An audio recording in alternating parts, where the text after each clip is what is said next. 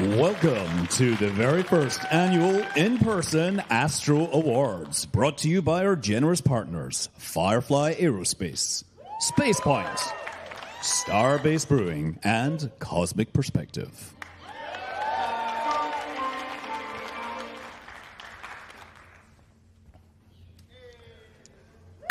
Hello, everybody. Holy crap. What on earth? This is wild. Wow.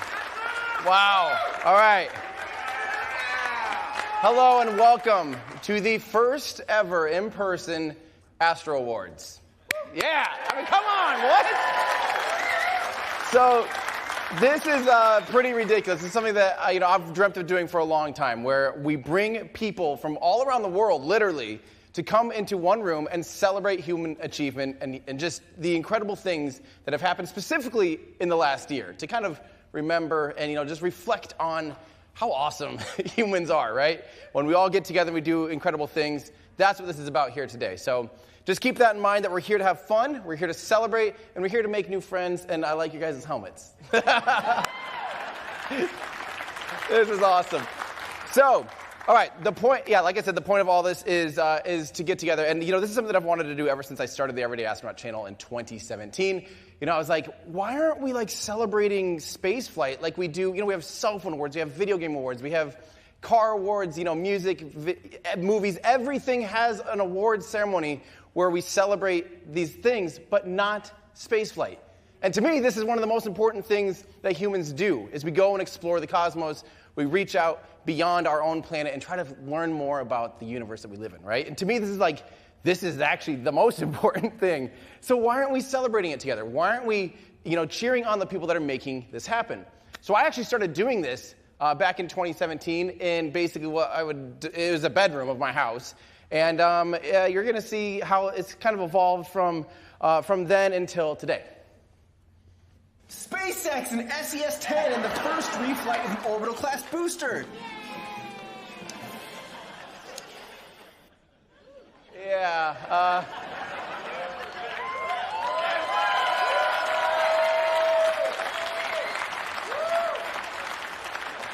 I don't know if you guys have ever, if you've ever invited hundreds of people to come just cringe at you, but I don't know what I was thinking.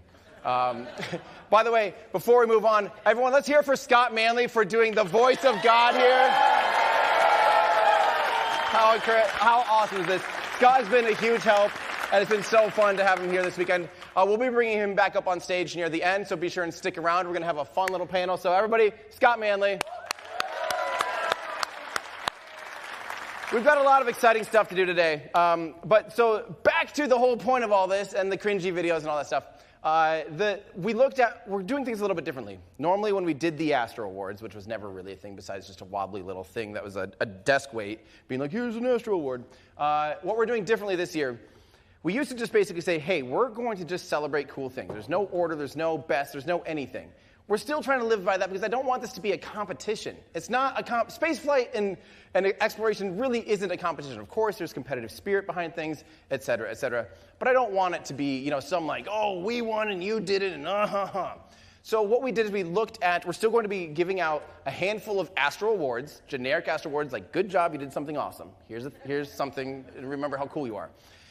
But we looked into what are the core tenets. What makes up an Astro Award? What deserves an Astro Award? And we came up with the 3 I's. Inspirational. I don't think I have to describe these words for you. Inspirational, innovative, and important. So these are the 3 I's. So what we're going to be doing is we're going to be giving out top trophies for those 3 things. Wait, there's more. We're also giving away an award to one that encompasses all 3 of those the most. So I don't think anyone even in this room really knows who's getting what. So that's the only form of ranking. We don't want it to be about ranking. It's not serious if whoever you think is the most of those 3 things doesn't win. If you did bring tomatoes, I guess you can throw them at me. That's fine if that happened. But I know back at home there's probably going to be a lot of people with opinions, and that's fantastic. There always are. But the whole point is just to have fun and celebrate and do exactly what we're doing here. And I did want to give a shout out quick to all the people online. I mean, this is incredible that we also are able to do this for people around the world that weren't able to attend freezing cold Austin, Texas. It'd be just my luck that, we do a live awards show, and I'm like, all right, let's go to somewhere that has like great venues, has a lot of food and walkability and restaurants, and which is also food, and hotels, and kind of centrally located and warm. And then people get here and it's like 25 degrees. Sorry, like -3 Celsius or something. It's just absolutely absurd to me that, of course, this would be our luck. But I'm so thankful for all of you that made it here today. This means the absolute world to me, but it also means the world to me that we're here to celebrate what other people have done and the important inspiration that they give myself and all of you.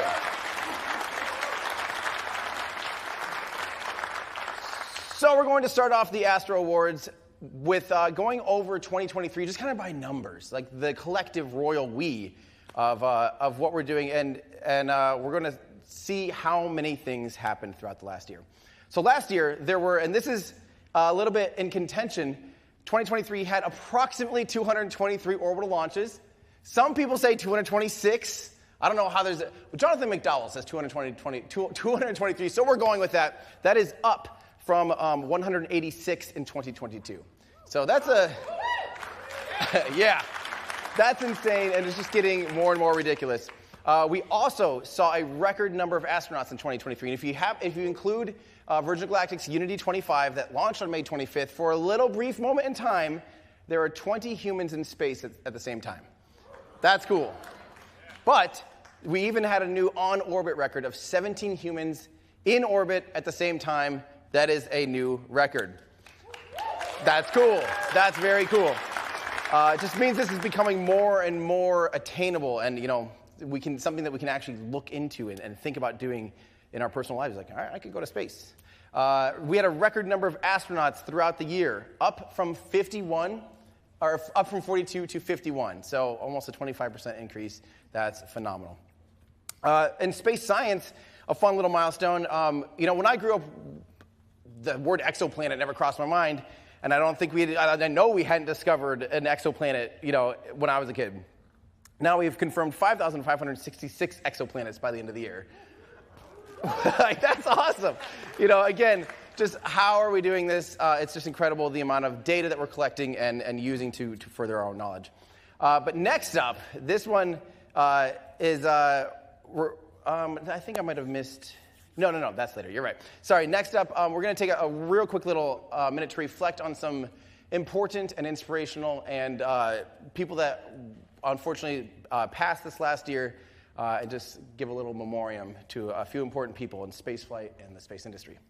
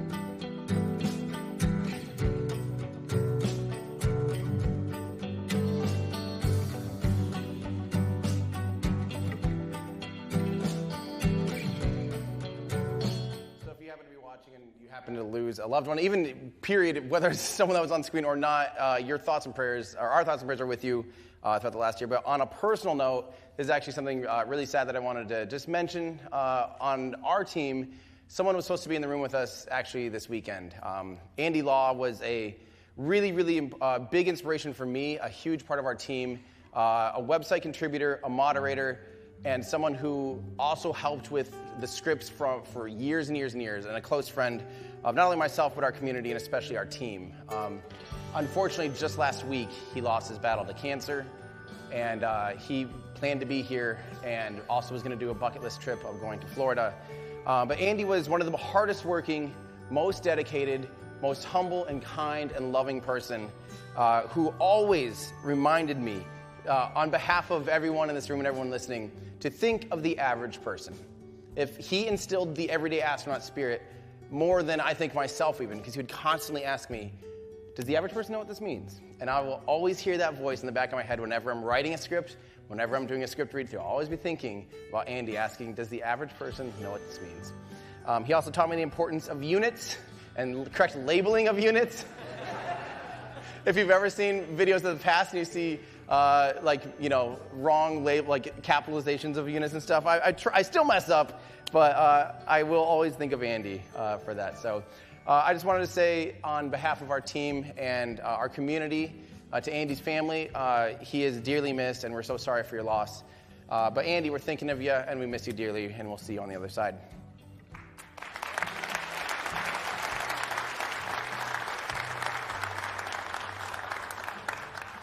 Okay, now this is not nearly as sad as losing a loved one, but we did want to just send off a few missions that are it was the last mission or end of a program that ended in 2023.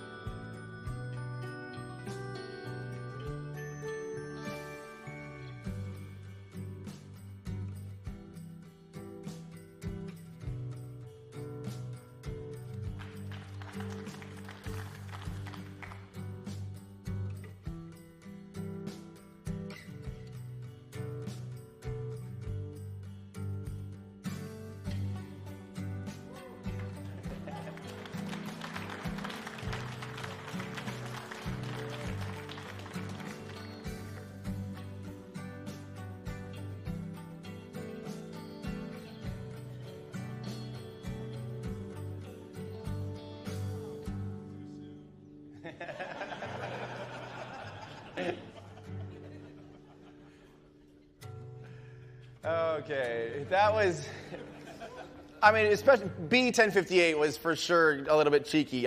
Who would have thought ever that would be like mourning the loss of a rocket booster? That's the world we live in where that was shocking. Like, they lost one? It was on their 19th flight.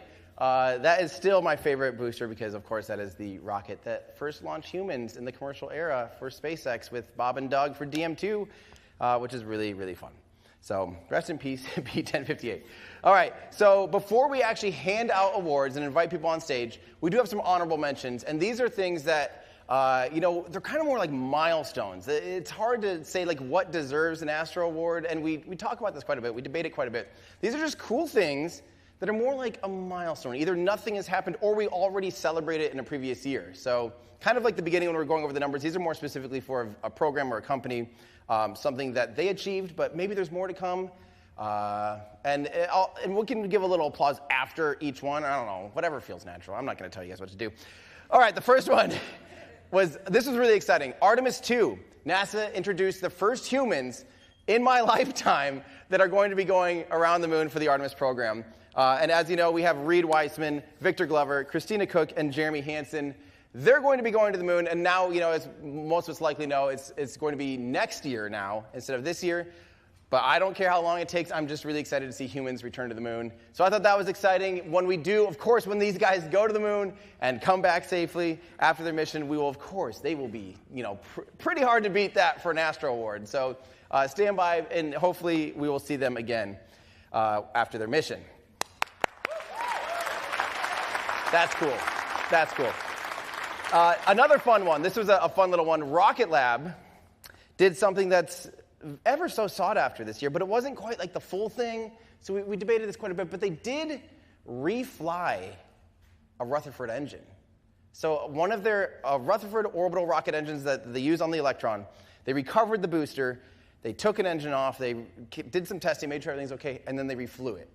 So that's a hard one for me because I'm like, yeah, but it's still not like the whole booster, but it's really cool. So I figure that was cool, right? That's the definition of an honorable mention. Yeah. Okay. Now this next one, this is just ridiculous because what do we say about this anymore? It's almost like getting obnoxious at this point.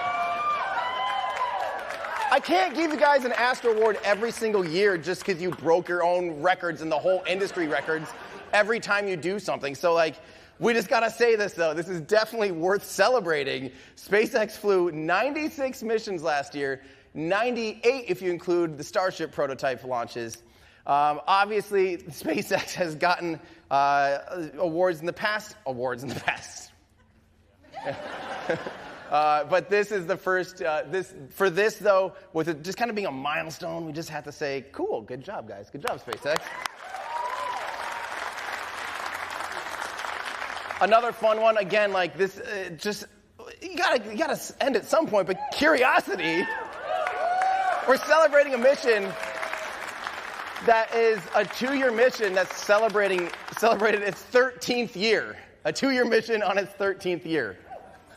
Yeah, it's driven 31 kilometers. So we just had I don't know, when do we stop this? Do we stop this for probes? I don't know what the rules are. Who put me in charge of the rules? This is terrible. But on that same note, maybe these we should do in the beginning. I don't know. I don't know how to do this. Help. Okay, Perseverance, its sibling, this did complete its original lifespan, its planned lifespan of 1,000 days. So it officially completed its planned mission. So I thought that was definitely worth, honorable mention and a celebration because of course, we did give it an award when it landed and started its science. But we just, they've now drilled 13 rock samples. They've traveled over 8 kilometers on the surface of Mars. It's so good that how do you not just get excited about this, right? Yeah. And of course, it had a traveling sibling, a little travel buddy named Ingenuity, the little helicopter. Yeah. I think we need to just give Ingenuity an award every year from now, just forever. They'll just have one permanently because this is one of the coolest things humans have ever done. It has officially completed its 70th out of 5 flights. That is just so absurd. It's flown 18 kilometers on the surface of Mars, and this was just a total tech demonstration. I don't know, maybe we can fly on Mars. And then they're just oh yeah, no, yeah, we can, and we're doing it all the time, and it's it's just I just don't even get it. Okay, so I think that's it for the end of honorable mentions. Now what we're gonna do, this is kind of how we're gonna do this because I've never done an awards show ceremony. I don't know how many of you guys have. If you have, let me know what to do next. But basically, I'm going to do a brief little miniature overview of these missions and then invite the nominee up on stage where I will... Hang on. I just wanted to just show you guys this. So, by the way, we've actually been working on this for 8 months. But this is, yes, an official Astro Award. We actually have them. Believe it or not, we actually thought far enough ahead to make one for everybody. That was smart. And we even have a slightly bigger one. The ultimate one here, I'll show you guys this. This is kind of this is even bigger and scarier, and please don't break it. Please don't break it. All right, this is the ultimate one. It's bigger, and it's neon, so it's even cooler. But what's going to happen here? You're going to see me ducking in and out of this podium often to steal trophies from myself. But here's what we're going to do. Like I said, I'm going to kind of do a little thing, invite people up. Good chance that I forgot really important things about your missions, because I'm kind of winging this. So when I bring you up, no, scratch that. I intentionally left a ton of room for you guys to explain your missions in further depth. And it's not that I didn't do this very well. Okay, so I'll bring you up on stage. We'll give you an award. And then you have the podium for a couple minutes or a minute or two to talk about, why you're excited and what you did, because it's really cool. So first up, for our very first in-person Astro Award, this one goes to something that we've been waiting for a long time. We're waiting for this, commercial space flight to happen where people can take some money and they can sit in a seat and they can go to space and they can see the Earth from a new perspective. Like, actually, when you actually break it down and think about that, like, that wasn't a thing in the past. You couldn't just take money and go to space, right? Unless you were like a country. But nowadays, for the first time after a long time, they finally are in operation. Virgin Galactic is officially operational and sending humans up into space to get a new perspective of our planet. So,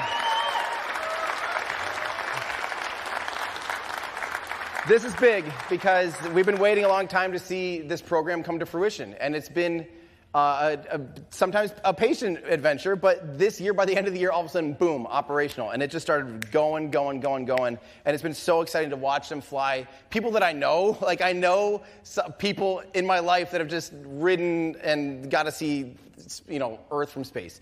Last year, though, they flew 7 times with VSS Unity. 5 of those were commercial operations and had 6 humans on board. So that's a lot, and that pace was picking up a lot by the end of the year. So, for our very first awards, I'd like to invite up to the stage Sarisha Bandala, Virgin Galactic Astronaut 004, VP of Government Affairs, and Christopher Huey, a.k.a. Chewy, Virgin Galactic Astronaut 006, Senior Business Manager at Insight.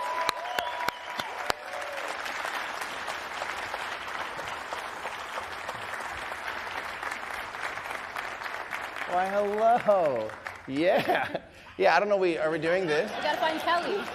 Yeah, there is actually someone out there. Oh, probably way back, probably the really bright flashing light. Thank you. All right, well, please tell us more about what Virgin Galactic has been up to. You can set it down here if you want, or you can hold it the whole time. I will never put it down. So please, welcome to the stage.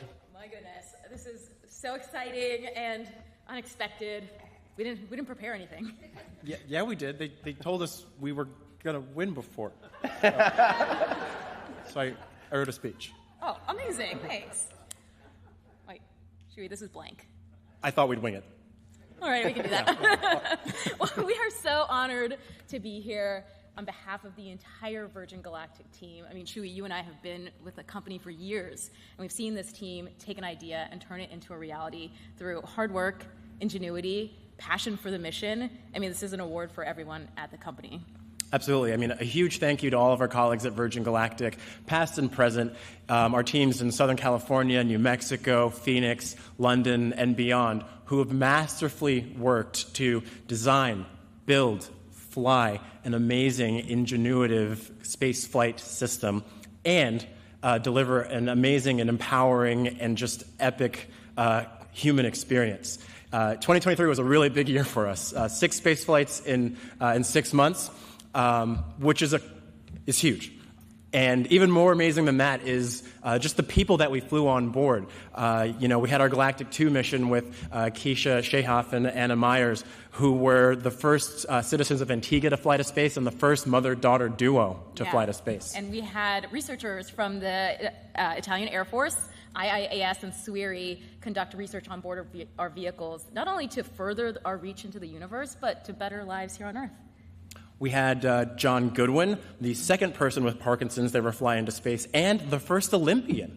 And we had a mission with the single mission with the most women on board, Galactic 2.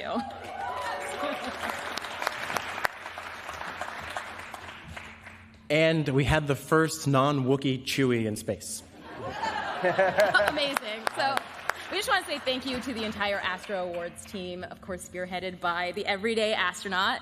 And that's really core to our goal, is to send the everyday person who actually is an incredible ambassador to humanity, and for them to take that experience back to the communities and continue to do remarkable things like this, Tim, that you've done.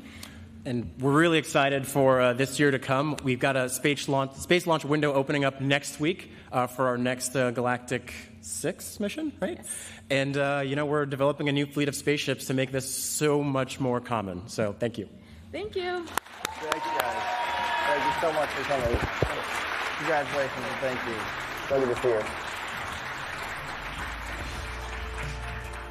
Yeah, that's what the Astro Awards are all about. Someone wanted to do something awesome, and they did it. And that makes me so excited. Now this next one, this is actually, in my opinion, actually one of the most impressive things that happened last year. I kind of went under the radar. I don't think a lot of people realize the task at hand for this particular mission. Imagine you are a rocket company, and someone calls you to fly a payload. And they're like, hey, we want you to fly this. And you're like, all right, cool. Yeah, when? And they're like, 24 hours. That sounds physically impossible, right? Like quite literally impossible. No, it's not, because that's exactly what Firefly managed to do with the Stoke mission and the Space Force. So,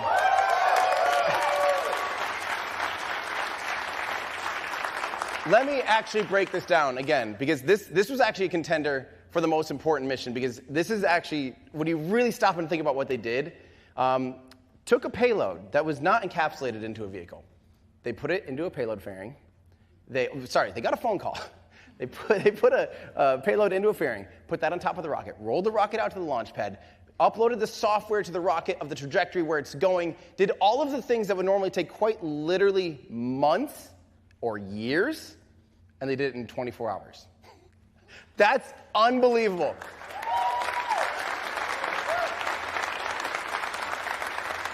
But wait, there's more. Because when you stop and realize that this was actually only their third launch ever. Ever. That's even more remarkable. This is one of those things that when I started to really learn more about the mission, I kind of almost thought it was like, a marketing thing. Like, yeah, in 24 hours you're going to launch okay. Like, you really had it totally ready to go, and you're like, 24 hours. No, this is real. This is actually what they did. Space Force had this massive challenge, and they brought it down from a requirement of weeks to 24 hours, which is just unheard of in the industry. So without further ado, I'd like to invite Firefly CEO Bill Weber up to the stage to please.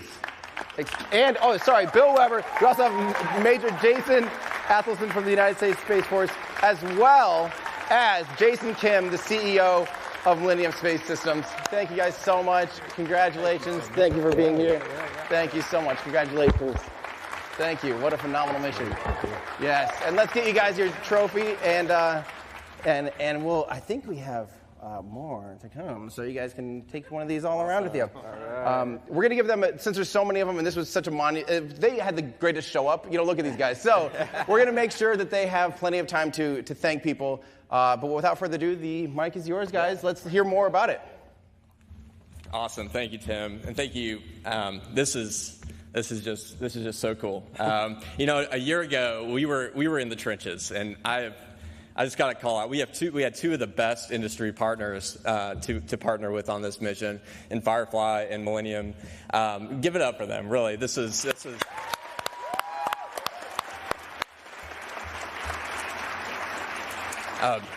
So we were in the trenches trying to figure out. We got the task from our leadership. How are we going to get the orbit parameters 24 hours out and actually pull this mission off?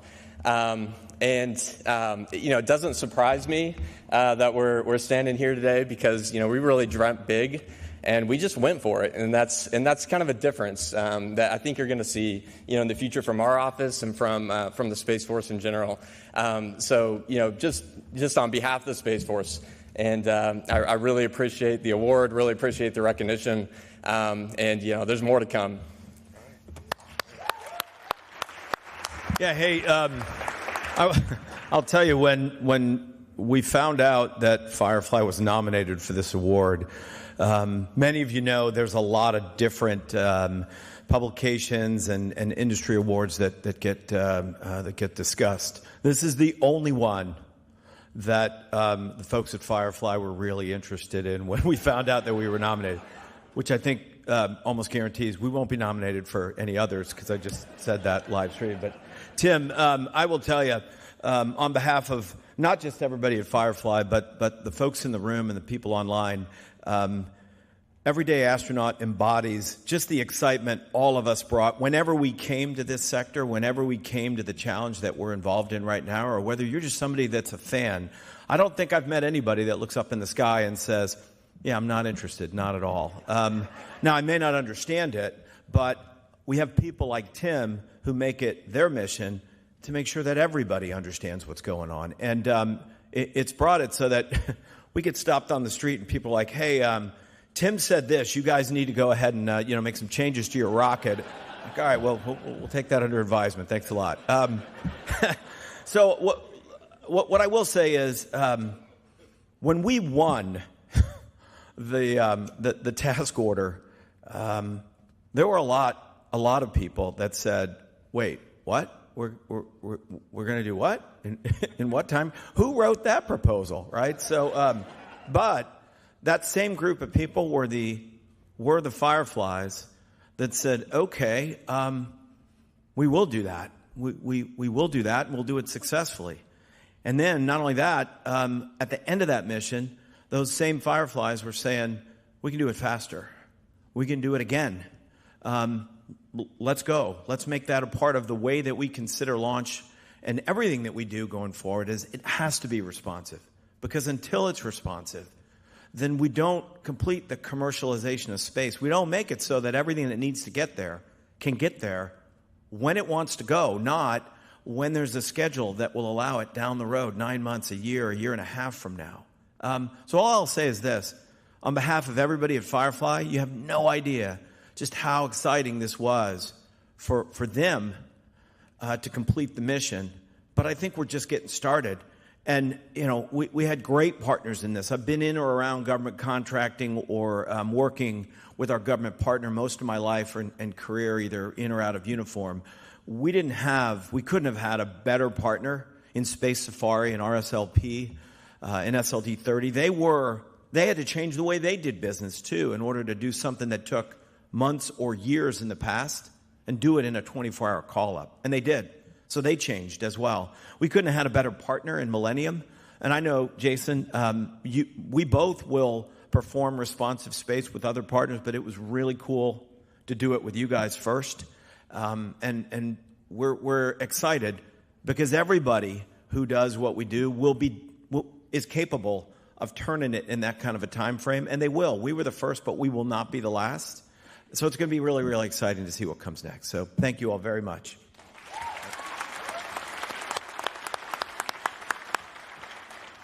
How much time did we have, Tim? Oh, you're good. Just whatever you want to do. Okay. No, I'm gonna gush about Tim. I'm just a big fan of Tim Dodd and Everyday Astronaut. Everybody, the whole crew. Thank you for having us. I swear I did not pay him to say this. I've been dying to meet this guy, so I finally achieved that bucket list item. But what I have to say is that I think Victus Knox. So at Millennium Space Systems, first of a kinds, we're no stranger to that. This is yet another first of a kind, launching a satellite in 24 hours, check in, out in 37 hours. I think, my hope is that it inspires the whole industry to move fast, right? Because who doesn't want fast? What's not to like about fast? The faster we can get capability for any mission, the better for the entire industry, for the U.S. Space Force, and everybody. I think one of the things we did at Millennium is we took a spacecraft off of our existing production line. That's how we move fast. But the real secret sauce, I'm here to say today, is the partnership. The partnership of the 900 Millennium Space Systems employees out there, the 700-plus Firefly employees out there, the very lean and mean Space Safari team, and the Aerospace Corporation, everybody else that was, all the Guardians that were part of this mission. That was the secret sauce, because we worked as one team. We worked together. It was like a wolf pack. We all worked together to fight any challenge that came our way, and that's what made this mission successful. So for those out there that are inspired by this, that's how you get it done. So thank you. Yeah. let's come back out and we'll get one more photo here. I don't know if we quite got the opportunity yet. So yeah, come on in here. Who wants to? There we go. All right, thank you so much.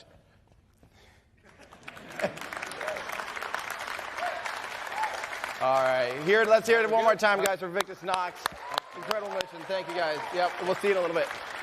Thank you. Yeah, thank you, guys. Awesome. All right, well, the next one, I know there's excitement for this one because I heard it when we had it up on the video. So the next one is one of those, when I was walking through an airport and I start getting all these pings, and I check Twitter, or I guess at the time it might have been Twitter, maybe now it's X. It was that platform. I was all of a sudden like, no way. And I'm just, I'm doing one of those things, just stopped in my tracks. I guarantee I caused like one of those accordion train wrecks behind me. Everyone like, what is this guy doing? Because I'm just like, look at this. They did it. They did it. And I had no idea this was coming. But our friends at Stoke Space managed to do this. I mean, come on. Like I said, that is easily one of the coolest things that I've seen in a long time. I might be fond of hoppers. I think hoppers are just exciting. But this one wins an Astro Award purely because it's an aerospike. No, that's not why. That's not why. Is it? Is it? No. It's because this is one of those things that just made people excited.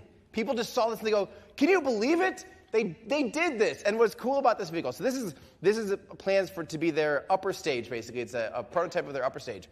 But what's cool, it's the first vehicle to ever use all differential thrust for a vertical takeoff, vertical landing vehicle propulsively. Now, I know some of you are like, but wait, what about DCX? We thought about that. DCX was actually a hybrid control system and has 8 degrees of gimbal on its RL-10 engines. So don't worry, we didn't forget about DCX. But this vehicle is just cool. It runs in hydrolocks. And although it only did, it was like 15 seconds or something, and a 10-meter high hop, it's just really impressive to see a vehicle come together this quickly using a regenerative heat shield across the bottom. So liquid hydrolocks is flowing through the heat shield during this. And it's just awesome that they can just put together something so quickly. This is the quickest a company's ever gone from seed money to a fully functioning engine and a vehicle of this demonstration. So, without further ado, it's my honor to bring to the stage Stage 2 lead engineer, Matt Dethelson. Sorry if I totally...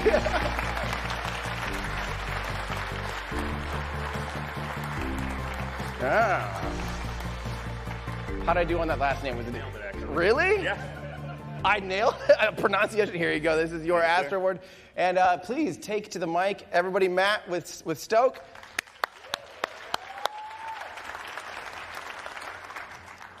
Well, that was unexpected. Well, thank you very much, Tim, and for everybody here who's putting on this whole event for us. It's awesome to be here with everybody, just celebrating not only this, but all the other awards, everything that's accomplished in this last year. It's just fantastic. And especially like the community, those of you who aren't in the aerospace industry, but who care about it and have the passion for it. And it's clearly obvious here. It's just fantastic to see. So it encourages us. We love to see it. So please keep it up. As Tim mentioned, the speed is kind of fun. If you think back 3 years to this day, Stoke was 4 people, and we didn't have an office, a manufacturing facility, or money. So that's kind of fun. Then you go 2 years ago, and we had just started firing the engine, which is a RL-10 class hydrolox engine. But again, it's the single set of pumps, distributed thrust system, as you may know.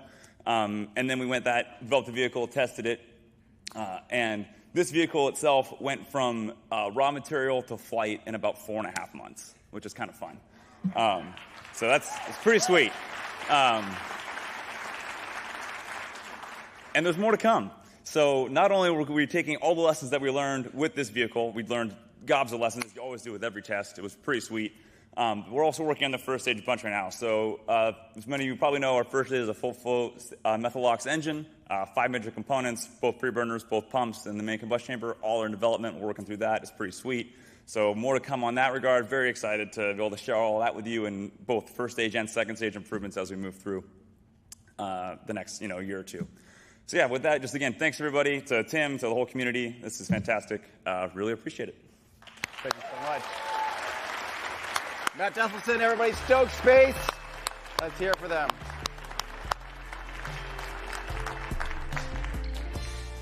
Okay, next up, the race has been on for years. Actually, basically since the start of spaceflight, really. The race has been on to have a Methalox-powered rocket. Methalox. I love Methalox. I just think it's cool. Sorry. Methalox-powered rocket make it to orbit. And in 2023, we did have a very first rocket make it to orbit for the very first time. So this was Landspace with their GQ2 rocket. Was the first ever rocket to make it to orbit using Methalox.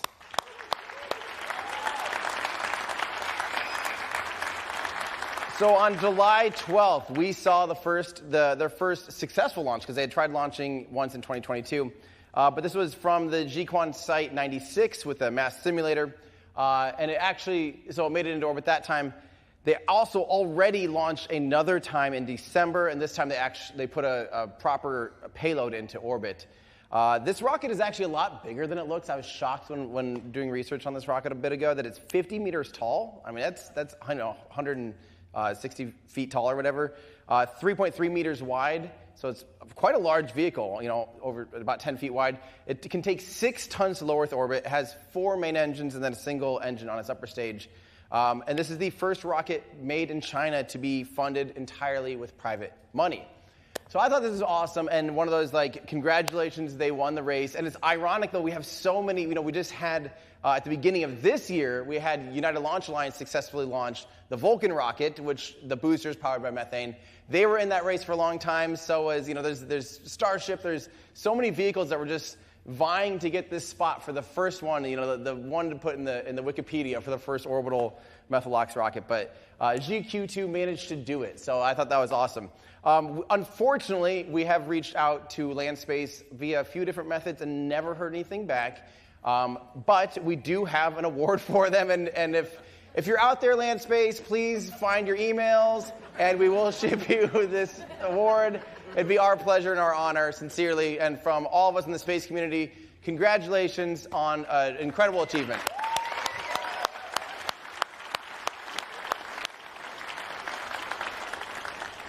Okay, next up, this is one that I'm going to need a lot of help with because, frankly, I like rockets. I like things that are loud and have a lot of power, and they just are fast and cool. I'm not great at knowing things about telescopes, but this telescope in particular might be one of the most important telescopes to have launched in a long time, and it goes right along with others. So this year we did see the launch of the Euclid Telescope launch on a SpaceX Falcon 9 rocket. So yeah, this is a big deal.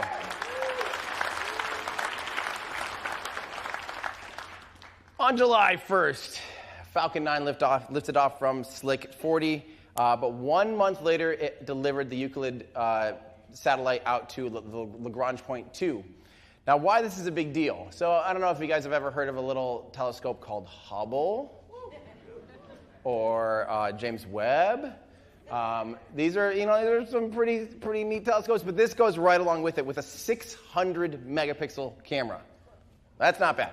And what it's out there to do is really to help discover and unlock the secrets of specifically dark matter in our universe and help us try to figure out kind of how our universe really works, frankly. And it does it with an array of, between infrared and visible spectrum. Again, stuff that I should not be talking about because that's about it for me. Even though I'm a photographer, I should know all of this stuff. But without further ado, please welcome to the stage, is it Renee or Reen? Renee, yep, sorry, Renee Laurelis, the Euclid project manager and scientist, as well as SpaceX's John Edwards, VP of Falcon Launch Vehicles.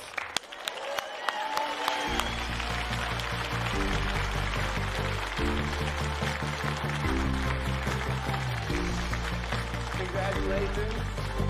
Yes, thank you so much for coming. I appreciate it. John, how you doing? Good to see you. Good to see you. The photo. Awesome. The mic is all yours, please. Well, do you know dark energy? Does anyone know dark energy? No. I don't know. Does anyone know about dark matter? Yeah, we had a bunch of scientists. In fact, we got 2 proposals to come to a mission to explore dark energy and dark matter. And in fact, these 2 proposals were merged into one, and we call it now Euclid. And we spent years and years to figure out, by observing the sky, how to get dark energy and dark matter better known. And finally, we launched it in the 1st of July last year. Now, before we are that far, we wanted to launch it with a Soyuz mission. But as you know, something happened in 2022. And with some heartaches, we woke up in sometime in February 2022. And we were there. I mean, 2022, yeah, and we were there. We didn't know what to do. And fortunately, we had SpaceX, which could launch us in 2023 on the 1st of July. In fact, Euclid fitted very well on SpaceX without too much modifications. And that was really a blessing. And SpaceX told us, we will launch it the 1st of July. And they did it, really did it. And they did it in a perfect orbit because we saved a lot of extra propellant from this, and we have a longer mission this way. So Euclid is, thanks to the Falcon 9, a great mission, but also thanks to all the scientists who have proposed this and who wanted to have more to know about dark energy.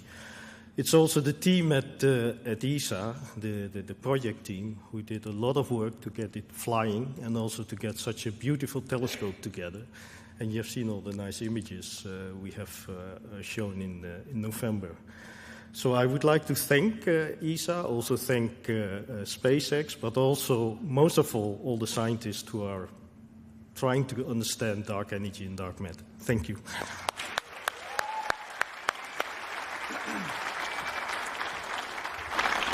Hello. This mission was super special to me for a lot of reasons. One, July 1st is my birthday, and so this is the first launch we ever did on my birthday, so I thought that was pretty cool. First of all, thanks to ESA and to the Euclid Consortium for trusting SpaceX and the Falcon 9 team with such an important and awesome mission. We have a lot to learn about the universe, and space is where we're going to do a lot of the learning. So I think everybody at SpaceX is just super proud to, especially the Falcon team, to help enable missions like this and to do it on time. So we're very proud, and we thank you. Thank you. Yeah, let's hear it one more time for Euclid and SpaceX. And just so you know, John's going to be popping up here. The way we're planning to do this is we typically celebrate. Here, sir, I'll help you guys off here. What we normally do is we're going to celebrate like the launch provider with the launch itself, if it launched that year, and also the mission or whoever we can get here, frankly, we're going to celebrate, right? That's the whole idea. So if you're wondering, like, why is SpaceX here for an ESA mission?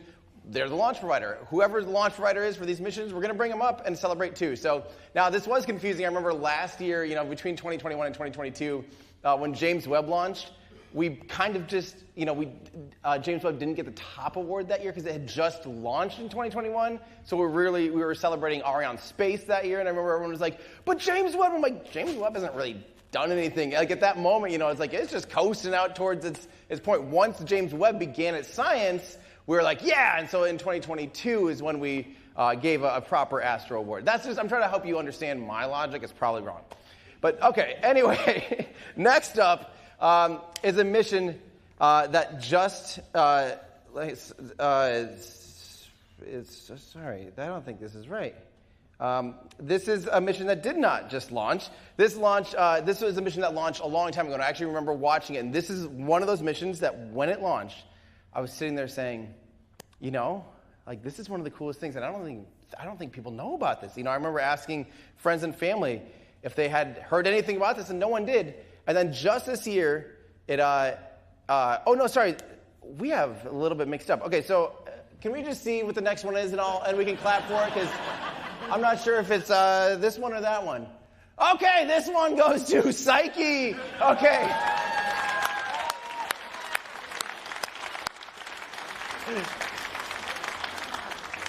So this is actually a really cool one. Now that I know what I'm talking about. So the way this was a really important mission because there's a lot of stuff in space. Space is big, it has a lot of crazy things, we don't know a ton about it. And believe it or not, even though we've launched, so many satellites out there to just, look at stuff, there's one type of thing in particular that just really has never been closely observed.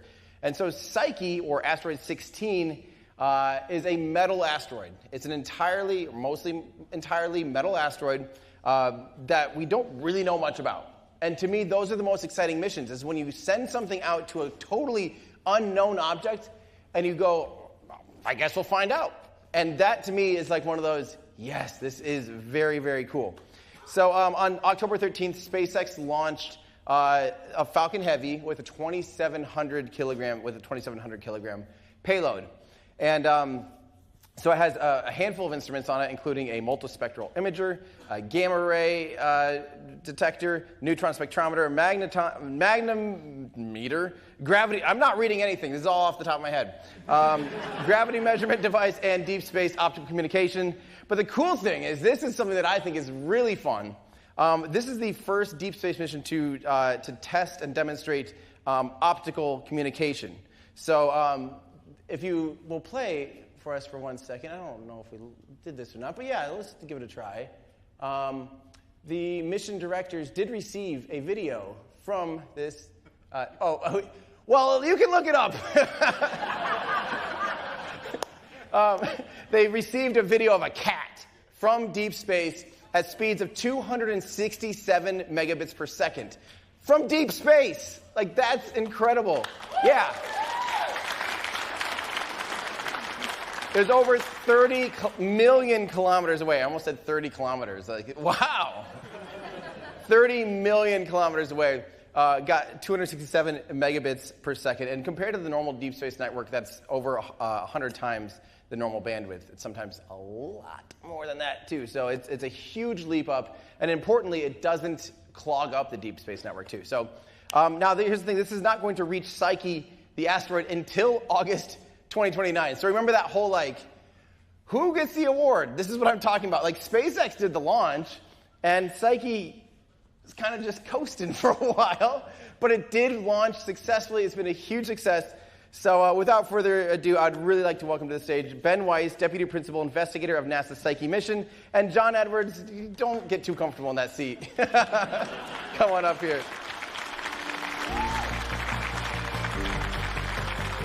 Congratulations.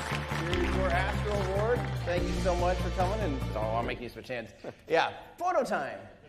You guys are going to get sick of me photo timing. All right, mic is all yours, Ben. And John, do whatever you want. If you want to talk more, talk. The stage is yours. This is what this is all about. I'm super excited to accept this award on behalf of the 2,000 scientists, engineers, students, administrative staff who've been working on this mission day, night, weekends for the last 12 years.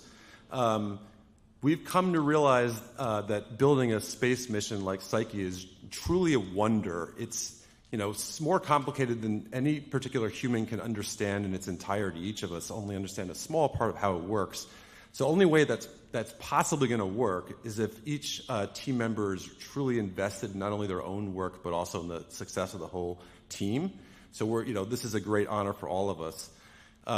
Psyche is working beautifully, almost flawlessly, thanks to our amazing launch, in part from SpaceX, Falcon Heavy.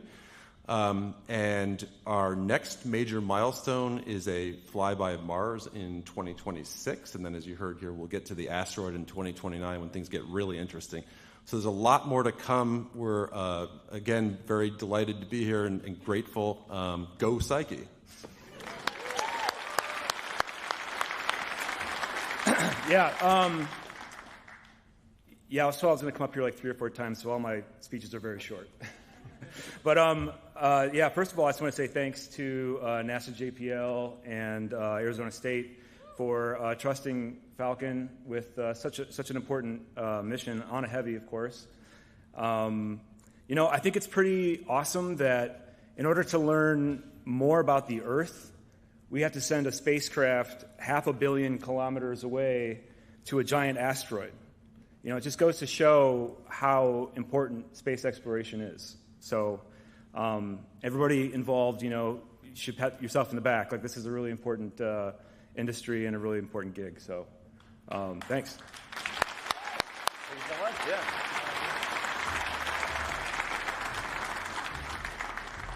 I feel like I'm like shooing them away with a broom or something, just following them out. Do you like how we're just totally winging? How are you guys feeling out there, by the way?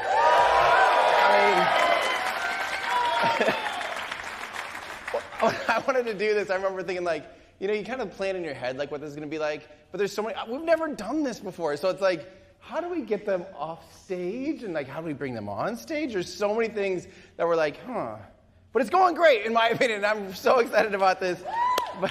And I'm glad you guys are all here. This is fantastic. Our next one is a little tiny guy. You'll see what I mean? That's the weirdest way to start it. Okay, the next one, big things come in small packages. Again, I didn't script anything, so you're getting just the raw everything out of my mouth. Okay, what if there's, let's say, some crazy weather. We all are not familiar with that here right now in Austin. And what if we had a better way to detect it with satellites? But what if instead of giant, massive, multi-$100 million or billion-dollar satellites, what if you just had a little itty-bitty couple little guys flying around out there doing really, really important science on what I would consider in the spaceflight industry, frankly, a shoestring budget. So that's exactly what NASA and Rocket Lab launched NASA's Tropics missions, which are awesome. So yes.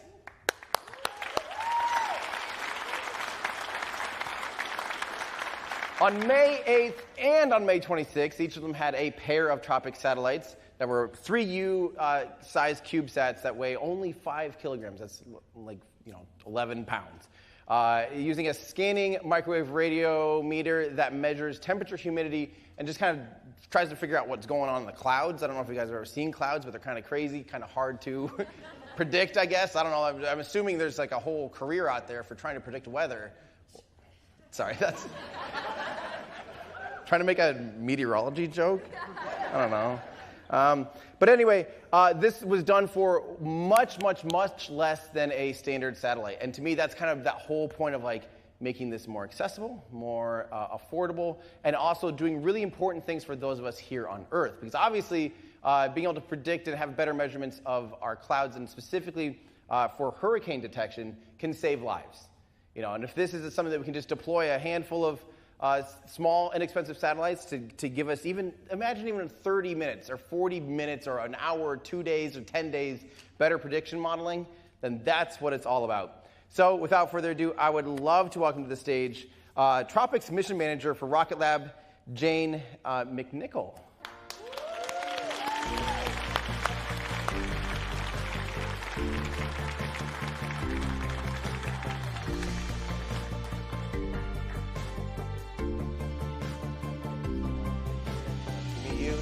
Your Astro Award.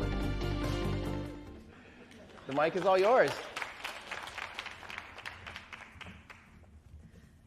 All right, well, first of all, I just want to thank Tim and the whole Everyday Astronaut team for putting on this event. We're honored to have been included and recognized for this mission. One of the core tenets of Rocket Lab is we go to space to improve life on Earth. And even though every mission that we launch attempts to encapsulate that, I've got to say nothing really more perfectly than Tropics. As Tim was explaining, these spacecraft give us really important data that will help people on the ground living their lives today be safer and protect their lives and their livelihood. And it was such a pleasure to work with our partners at NASA LSP, as well as their program, Earth Space Systems program, and our spacecraft team from MIT Lincoln Labs and Blue Canyon Technologies. This was an incredible feat. The spacecraft team unfortunately lost the 2 spacecraft at the beginning of this mission. before these missions came to Rocket Lab, and so we felt an incredible amount of responsibility to make sure that we executed these missions perfectly for them. And thankfully, both missions, all 4 spacecraft, are now operational, and we hope to see more of these spacecraft on orbit providing rapid data on storms. We have some really exciting missions coming up this next year, and speaking of NASA, we have 2 coming up later this year in a very similar vein for helping to monitor global warming called PREFIRE, as well as plenty of other missions this year that we're really excited to share with you all. So thank you so much. Thank you so much. And I should mention as well, on behalf, that award also goes on behalf of NASA as well as she mentioned. And they did apologize not being able to get a representative for that mission here, but they did get our message, and they will receive an Astro Award. And hopefully we might even have a few video submissions later that we'll hopefully be able to share online. Okay, so next up, we have another exciting mission that just launched. It's not going to be there for a little while, but when it does arrive, you better believe it's going to be one of those missions that we get up here and we cheer for again. So this is a big one, though. This is a very big one, exploring one of my favorite systems in the entire solar system. And our next Astro Award goes to the European Space Agency and Ariane Space for their JUICE mission.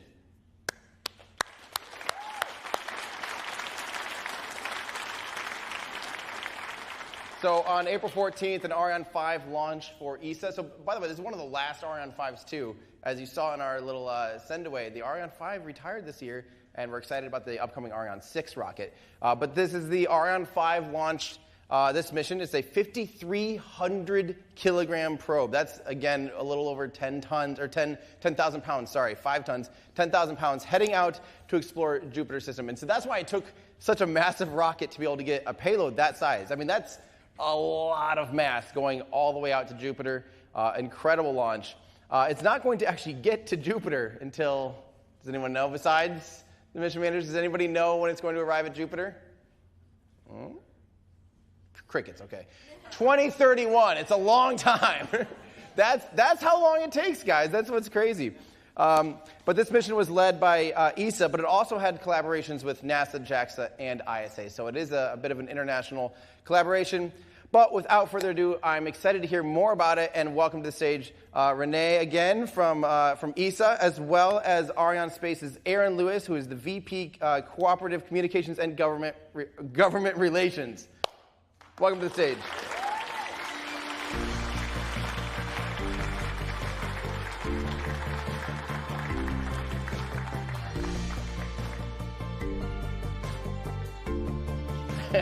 You can fight over the trophy all you want, but you already got one, so. Yeah. Awesome. Thank you, guys. The mic is all yours. Yeah, let's start with the scientists first. 2031 is such a long time from now in order to be at Jupiter.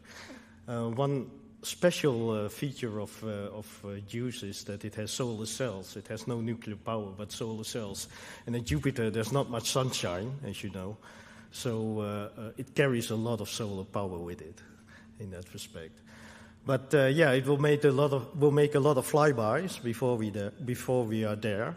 I'm not a specialist on JUICE, but I know that when we are done with the nominal mission for Euclid, we can start with looking at Jupiter with JUICE in that respect. I would like to thank also Tim for the JUICE acknowledgement, first of all. But it's supported by a big team in industry in Europe as well as at ESA. And they deserve really this award in that respect. Thank you.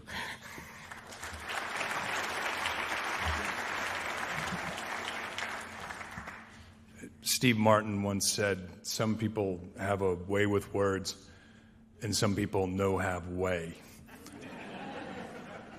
So forgive me if I garbled any of this, but it's a tremendous honor to be here with Everyday Astronaut. It's not every day that you get to see Everyday Astronaut in person. but I'd like to congratulate you on a beautiful, flawless maiden flight. Your show was not tumbling through the atmosphere. You have definitely reached orbit. So, bravo, Tim.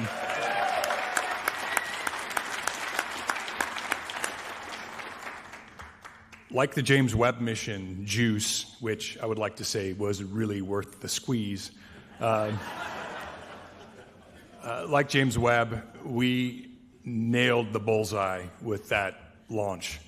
The precision was absolutely incredible. And on account of the precision of the launch of the Ariane 5 and the excellent teams that we have behind that launch vehicle, the JUICE probe is now going to get a lower, closer orbit of the Ganymede moon, which means more science, better science.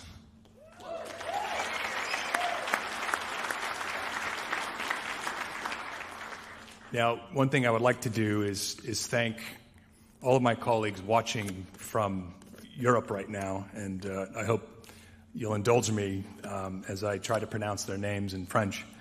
But the Arianespace team is extraordinarily proud of being a part of this, of delivering for ESA so ably, a longtime supporter and partner, integral to the Ariane success. But to all of my colleagues in Europe, Jérôme Rive, Jean-Christophe Delaunay, Victor Paris, Michael Crapel, Michel Bourgoin, Fabrice Deltroff, Adrien Baillet, Isabelle Leclerc, Amelia Simone, Didier Ardennes, Véronique Loisel, Amandine Lux, Damien Gilles, Pierre Leroux, and our CEO, Stéphane Israel. And finally, I'd like to recognize my little brother, Marty, who came, and he lives here in Austin, so I want to honor him too. But again,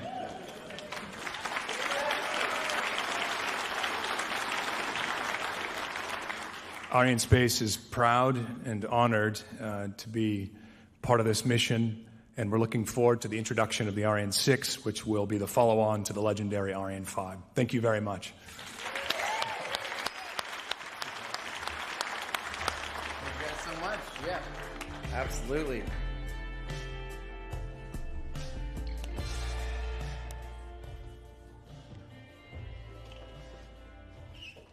Oh, wow. We actually did this right. I can't believe it. We're on schedule for our top 4 awards now. Remember I said this isn't a competition, and it's not, because I hope that you guys all understand the idea here is to do exactly what we're doing here, which is gathering, having fun, hopefully making some new friends, finding out there's other nerds like us that exist.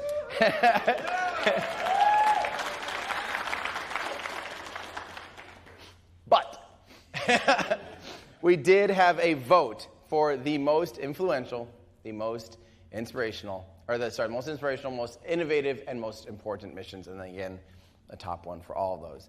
So we are going to start off, which one of these just kind of, numbers don't lie, you know. And when you break records for viewership, you break records for social influence, and you break physical records, it's hard not to beat SpaceX's IFT-1 and IFT-2, the first full launch of the Starship prototype vehicles.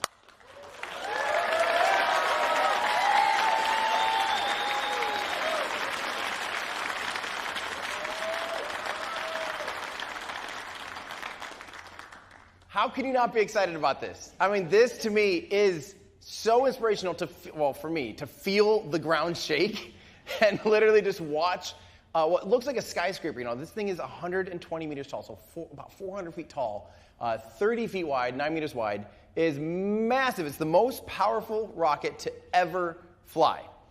And just right there, it's hard to not be inspired by that. And of course, we all know in this room that they didn't quite make it through all of the things that they were hoping to, but that wasn't the point. And that's actually part of the inspirational part.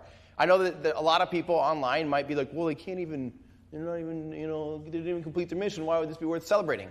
Let me tell you why. Because you actually do learn a lot when you accept the fact that you can learn from failure, that you might actually learn a lot more if you just kind of send something out there, see what happens. Instead of trying to perfect it on the ground, they're perfecting it while flying, and flying a huge, freaking, incredible rocket, and I'm incredibly biased because I'm going to be flying on that.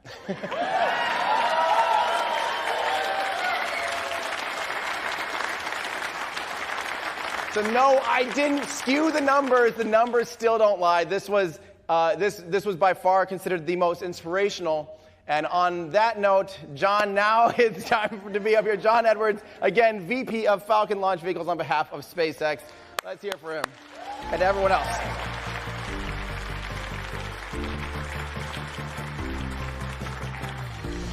This one's a little bigger. Yeah. Yeah. All right, John, let's hear more about it. Wow. First of all, thanks, Tim, and the whole Everyday Astronaut crew for this award. I'm accepting this on behalf of the Starship team. So yeah, I'll start by maybe apologizing that no one from Starship is here to accept the award. You have to settle for the lowly Falcon guy. And if I look tired, it's because I am tired, because I had a 3 a.m. launch this morning and another one in 2 hours. So yeah. But let's see, what can we say about the Starship team? I mean, right now, they are working 24 hours a day, 7 days a week, right now, getting ready for the next launch, which will be in just a few weeks.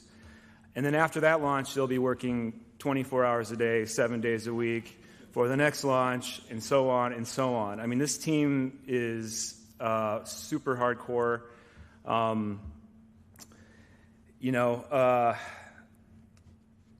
I think, what was I going to say? Shit. So I told you my speeches were short, but this one was supposed to be a little longer. Anyway, yeah, the commitment and the sacrifice that that the Starship team is willing to contribute is really, really inspirational. I would say it was unparalleled if it wasn't for the Falcon team. But there's a lot to say about Starship. I mean, probably the best thing to say about Starship is that it's so freaking awesome. I mean, 16.7 million pounds of thrust. Yeah. Dude. We're meganewtons in metric. Yeah, sorry. I'm still in imperial units. Were any of you there to see it? Good. Hopefully you all will get a chance to see it at some point. I'm sure you will. It's kind of hard to imagine what the world's going to be like in a few years when Starship is launching as much as Falcon is. It's kind of like we're finally starting to realize the dream that's happening, and this is just the beginning. So, thank you. Yeah. Now, before you leave, don't get too comfortable. We got a little time. I'm going to interrogate you. Cool. What can we expect for the next one, for IFT3? It's basically a cookie cutter. Yep. Same as the last one, except this time we'll make orbit. Sweet. Now, when you say, hold on. Now, when you say orbit, yeah, it's technically, well, it's a really low perigee, so it's gonna re-enter. And the reason why is we want to make sure we really nail the in-orbit maneuvering. Okay. Like restarting the vacuum Raptors. Okay. Really important, because when Starship is, it's made of stainless steel. If that thing comes in, it's probably going to come all the way down. So we want to make sure we can control that. Yeah. So we're going to take a very careful approach, make sure we know what we're doing before we leave it in orbit. So you actually, this is just hotly debated. So is it actually going into an orbit at one point and then deorbiting to a low perigee, or is it starting off that whole after it shuts off the engines, it's going to re-enter. Okay. But it's going to come almost all the way around. Okay, but you're still lighting the engines again? Yeah, that's a good question for the Starship team. Okay. Cool. No, I had to drill you because I have the opportunity. But John's going to be joining us again here at the end for the panel. So stick around. We will have a panel with a few people, and John's going to be joining us for that as well. So yeah, on behalf of on all of us, congratulations on the most inspirational mission of 2023. Thank you. All right, thank you.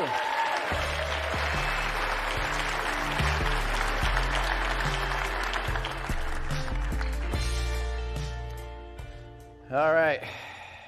Next up, there's one mission. This is one that I remember watching launch. This is before I had Everyday Astronaut. And this is actually one of those missions that I think I just had the orange spacesuit and was starting to take pictures of myself in it. That sounds so weird. Like when I say that out loud in front of a room full of people, that's back when I had an orange spacesuit. This was one of those missions, though, where it was doing something so unique and what I thought was so important and impressive to be able to go so far away and bring something back. So our next award goes to the most important mission of 2023, which was the successful return of the Osiris Rex spacecraft.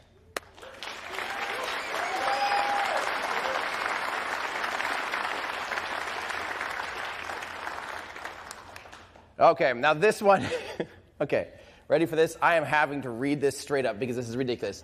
The Origins Spectral Interpretation, Resource Identification, and Security Regolith Explorer, otherwise known as Osiris Rex. Like, I swear, you guys, backronyms are one thing, but just like capitalizing something in the middle of a sentence does not make it an acronym.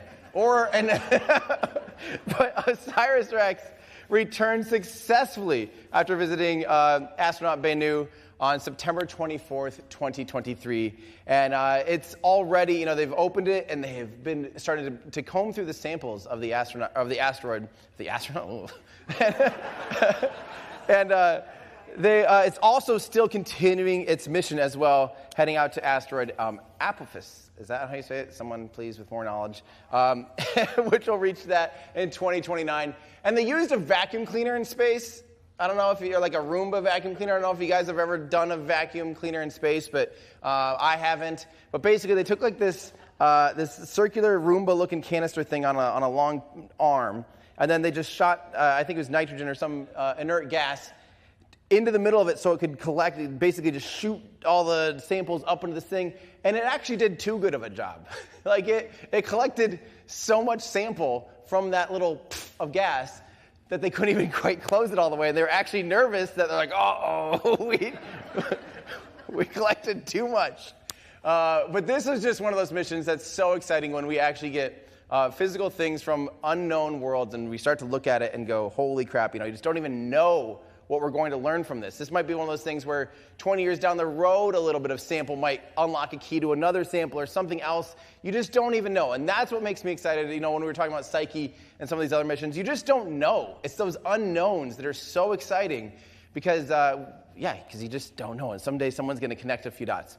Now, again, unfortunately, NASA apologizes deeply. They did not quite. We did this last minute, by the way. I think you all know this, that we were supposed to announce the venue, the date, and everything in September. We were like trying to sign the paperwork for a venue, and it fell through.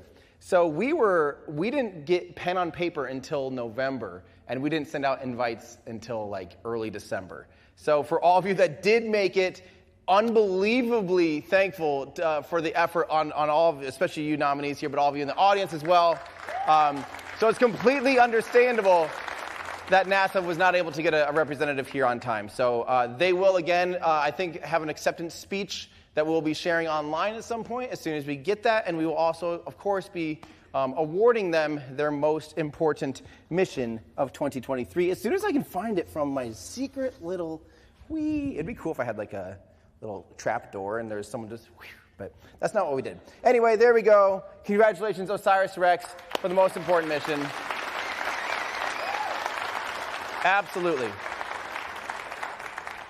All right, now next up, this is one, innovative. Have you ever, I'm trying to think of how to do this. Have you ever 3D printed anything? Yeah, I bet a lot of people in this room have. Have you ever 3D printed metal? I bet a lot of people in this room, way above average amount of people in this room, even if it's one person, if you look at the average amount of, I bet you guys are way above, have 3D printed metal. Have you ever 3D printed an entire rocket?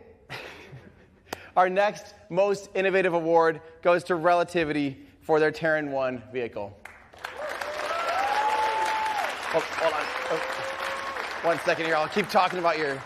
So please welcome to the stage here, Zach Rubin, the VP of Test and Launch for Relativity. Now I got to say here, this was actually one of the craziest things to do. Take a launch vehicle and 3D print it out of metal. We're not talking about just the engines. We're talking about the majority of the vehicle. The actual tankage was 3D printed. I mean, this is simply unheard of. I don't even think anyone thought to do this. And here we are. They actually successfully launched their Terran 1 vehicle. And although the stage 2 didn't light, you validated so many parts of what makes, people had questions like, is this even physically possible? Is this a good idea? Can it survive max Q? Is it valid with cryogenic propellants? All of these things were demonstrated with Terran 1, and it was just absolutely outstanding. So, Zach, I'm excited to present to you the most innovative, and I'm sneaking down into my secret cubby, the most innovative award of 2023. Thank you so much. Relativity.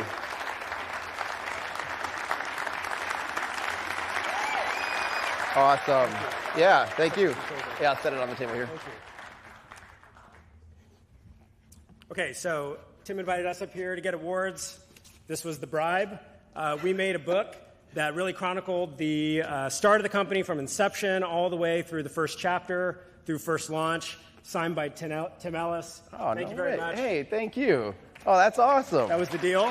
Yeah, and before I get into my speech, it is awesome to be here with everybody, to see friends and colleagues I've worked with in the past, all the space enthusiasts here. Thank you for coming. This is really cool. All right, so I don't forget. I'm really honored to be here to accept this award on behalf of Relativity. This recognition is really a testament to the relentless dedication, brilliance, and unwavering commitment of our entire team who launched Terran 1 to space back in March 2023. Less than 1 year later, that same group of people is pushing Terran R through design reviews, through development tests, and recently we had a full mission duration hot fire of our first stage engine, the ANR engine, which is an honest to goodness amazing feat. We did that in 3 days from the first ignition of that engine to full MDC. I'm not sure anyone's ever done that before. It's incredible. Thank you.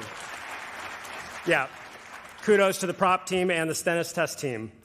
When I joined the company 4 years ago, I knew I was signing myself up for something different. I'd been involved in first launches before with new vehicles, and that part was familiar. What was truly unique were the people, though.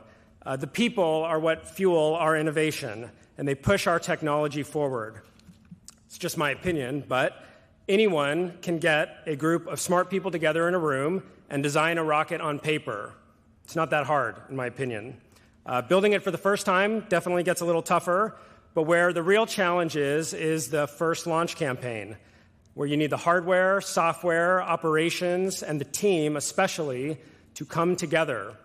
So with Relativity, I witnessed that our innovation starts with good engineers who listen to each other. We learn from the data, and we make decisions without relying on emotion or ego. We could actually accomplish our mission without being jerks to each other when the going gets tough, and that is rare. I'm very thankful to be a part of that. So when I look back on the Terran 1 program and all that we accomplished, I remember those early impressions that turned out to be so representative of the true spirit of Relativity. And we win because of the way we treat each other, the type of leaders that we are, and how we make decisions. That's why we can move faster, that's how we innovate, and that's why we're going to be successful. So I'm the one here on stage today accepting the award. I'm honored, by the way, of course, but I'm bringing this home for the entire Relativity team. Long Beach, Seattle, DC, Stennis, Cape Canaveral, this award belongs to you. Thank you all. Thank you. Thank you.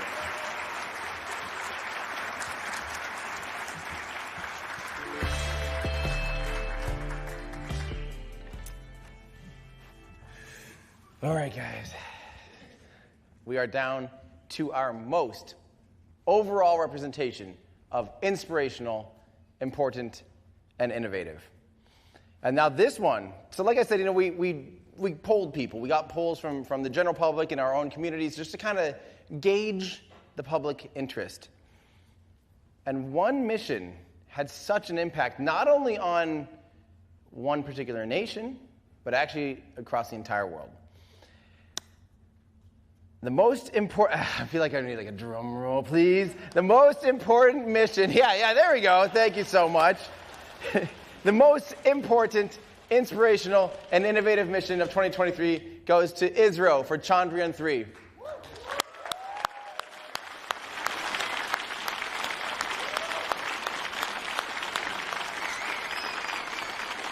This is a big deal. The main reason I think this deserves a top spot, India is only the 4th country to land something softly on the moon.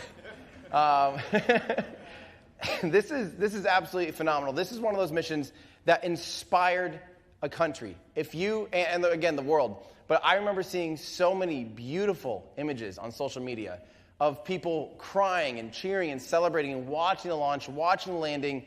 It was all over social media. And this, to me, is what can inspire the next generation. When they see people going, look at what we can achieve. ISRO's not very old. They haven't been around as long as, NASA or, other space programs from other nations. So to be able to do this at this scale in such a flawless mission, it launched on July 14th, 2023 from the Satish Dhawan Space Center. It has the lunar lander itself is the Vikram lander and a rover named Pragyan.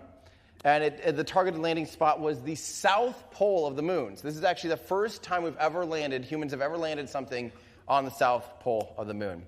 It entered lunar orbit on August 5th, 2023. And it did one of these cool things. It's pretty common nowadays. Instead of just doing a direct TLI like out to the moon, we're seeing a lot of times people doing just nice, efficient burns. So it actually takes a lot longer to get to the moon than the old Apollo programs are there in 3 days, one direct injection. But instead they do a slow orbit raising maneuver and an impressive amount of maneuvers to be able to get out to the moon. And they got there on August 5th. It touched down on August 23rd, 2023 at 6:03 IST, which is 12:33 UTC, making India only the 4th country to successfully land on the south pole of the moon. And then this is another exciting milestone for this. On September 3rd, 2023, the lander hopped and repositioned itself, which demonstrated the ability for them to eventually take off with samples, rendezvous with the tug that got it there, and bring samples home, which is what they're wanting to do on their next mission. I mean, that's a really, really ambitious mission already, and obviously there's so much exciting things coming from ISRO in the near future. They've got a human spaceflight program about to ramp up, and it's just so exciting to watch that country be reimagined and see the inspiration through especially the younger generation. I saw so many videos. One of our crewmates lives in India for Dear Moon, Josh, and I remember seeing his social media with his friends and family around as he's watching with so many people in the room watching the lunar lander, and it just made me smile so much. But it wasn't just me, because this actually won by a landslide. So congratulations again. I'd like to welcome to the stage Mr. D.C. Manjunath, the Consul General of India, Houston, accepting on behalf of ISRO.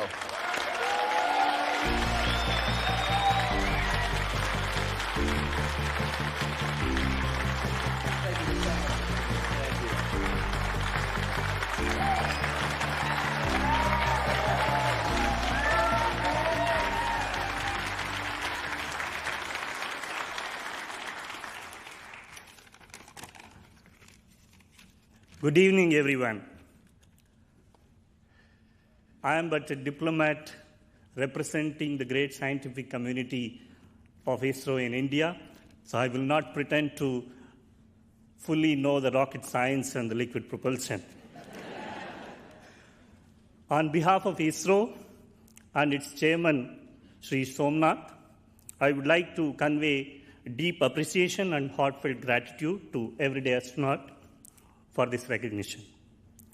All of you would recall our Honorable Prime Minister, Sri Narendra Modi ji, announced that the Chandrayaan-3 mission, its success, belongs to the entire humanity and named the landing site as Shiv Shakti. Chandrayaan-3 data will be shared with global scientific fraternity. ISRO has very good cooperation with NASA and the Jet Propulsion Laboratory since 1970s, which has grown substantially over the years. ISRO and NASA are currently building a world's costliest, over $1.5 billion Earth observation satellite for climate monitoring called NISAR. NASA ISRO Synthetic Aperture Radar. ISRO and NASA are also working together for human space flight activities. With space reforms in India, I think in paving way for private sector's participation and cooperation in space industry, I'm sure this cooperation will lead to the betterment for all humanity. I once again like to thank all of you for this opportunity. Thank you.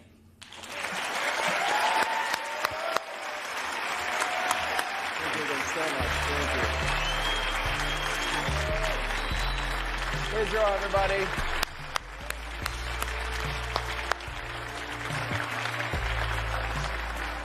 All right, and as a final treat, we're about to wrap up here, but I figure we've got some pretty amazing people in this room with us today. Why don't we just hang out? Why don't we have a little panel? So I'd like to actually welcome to the stage a handful of people. I don't know if we have these notes for me because I want to make sure I'm not forgetting anybody. But maybe we do, maybe we don't. We're going to get some stools out here. But yeah, let's, like, Mary Liz, do you want to come on out here and help me remember? This is Mary Liz, everybody. Mary Liz Shalinsky. Yeah. Zach Rubin. Zach Rubin. Yeah. Yeah, Zach Rubin, come on up. We've got Bill Weber. Bill Weber. Bill Weber, come on up. We've got Scott Manley. We've got Scott Manley. And? Who's been up here the most tonight? Oh, John. John Edwards. Come on up here. Thank you guys for joining me up for a little informal panel. I figured this would just be fun. Like I said, we have all these incredible people in the same room together. Why don't we just hang out? So please, come on up here. Scott, thank you for being here. Thank you for having me. So I think we're going to get some wireless mics here. And, yeah, have a seat. And, well, I guess, I'll just sit right here. I don't know. All right. So the first, we might need to get you mics before we, yeah. Thank you very much. This is now me. No, we got 4. Okay, so I brought you all on the stage because everyone has a different perspective on space flight. All of you have different experiences in and outside of the space industry, per se. But all of you are passionate about spaceflight, and you're witnessing some pretty massive changes in the industry. So I wanted to start off with a simple question I want you to answer. What has changed? What's the biggest change you've noticed in spaceflight in the last 10 years? Cadence. Cadence. Especially last year. Things are moving so fast. And yeah, due to one company, perhaps, but there's a lot of other fast things going on, for sure. Yeah. I mean, for me, it's got to be how boring the rocket landings have become.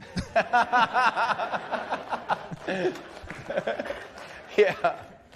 No, seriously, though, I mean, we kind of, at SpaceX, after we landed our first and a few others, we kind of knew eventually the day was going to come where this was going to get kind of boring if we do our jobs right. Like, that's success for us. So we actually feel pretty good about it, to be honest. But that's definitely something new. Yeah.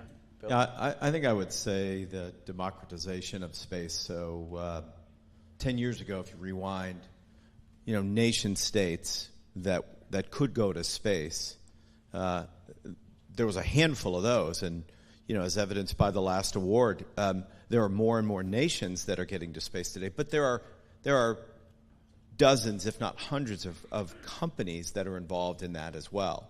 And so we're not there yet in terms of making sure that everybody getting as many things to space as we possibly can. But it is not as exclusive a group, not by nations or not by companies. And so there are more and more opportunities for organizations like Firefly to succeed, whereas 10 years ago that was a very, very, very small select group. Yeah, I really agree with everything y'all have said. So to add on to that, I think, we see that there are opportunities now for so many people to be a part of it. And, back when I started my career over a decade ago, it felt kind of crazy to go work for a space startup. That honestly felt like a really good way to need to look for a new job. And, now look at all the space startups we have in this room, all the people that are involved in it. The skepticism is gone. We know we can do this. And I think To be a part of a community that believes that we can push further, why not? We can even go further than that. That feels a little new. Yeah, it really does. So where do you guys all think, what do you think is going to be the thing that stands out? Like if we're doing the same exact thing 10 years from now, looking back at the next, sorry, I'm doing like a whole future and present mix-up time thing. In 10 years, what do you think, looking back at the last 10 years, what do you think is going to be the biggest change from today? Did that make it? That was even worse, I think.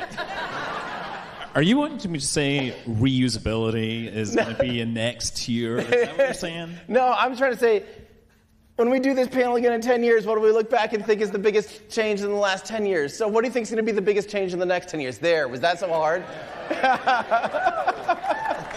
Jeez, what do you think is going to be the biggest change in the next 10 years? Tim, I think we could have probably saved you on that, but I think we figured it out. We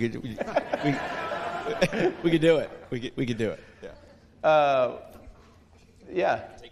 Sure. So, my opinion, I think there's going to be a lot of in-space activity, like a lot. I mean, if Starship succeeds to be fully and rapidly reusable rocket that can do 100, maybe 200 tons to orbit, you can build things in space that you couldn't have done before.